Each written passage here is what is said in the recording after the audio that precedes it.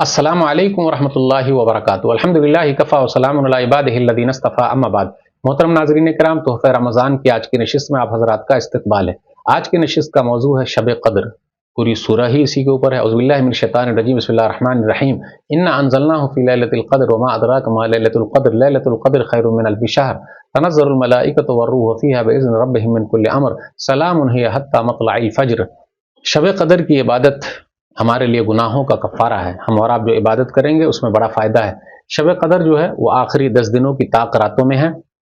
نبی صلی اللہ علیہ وسلم نے کہا، سنن ابن ماجہ کتاب الصیام حدیث نمبر 1644، دخل رمضان، رمضان کا مہینہ داخل ہوا، ان هذا الشهر قد حضرکم، یہ مہینہ ابھی حاضر ہوا ہے، آیا ہے، وفیہ لیلۃ خیر من الف شہر، من حرمها فقد حرم الخیر کلہ ولا یحرم خیرہ الا محروم۔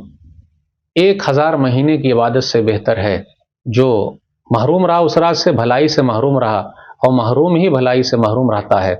تو آخری 10 دنوں کی طاق راتوں میں 21، 23، 25، 27 اور 29۔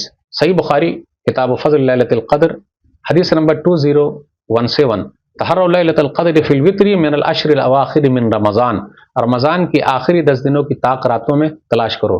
لیکن ہماری اور آپ کی حالت کیا؟ آخری 10 دنوں میں ہم اور آپ کہاں جاتے ہیں؟ ہماری کمر ڈھیلی ہو جاتی ہے، بس مارکیٹ میں نکل گئے، لیڈیز بھی نکل گئی، آخری 10 دن مارکیٹنگ کے لیے۔ نہیں میرے بھائیو، یہ سب کی تیاری پہلے ہی کر لیجئے، رمضان سے پہلے ہی۔ آخری 10 دنوں میں اپنے آپ کو زیادہ تیار کیجئے، لیکن ہم اور آپ ڈھیلے ہو جاتے ہیں۔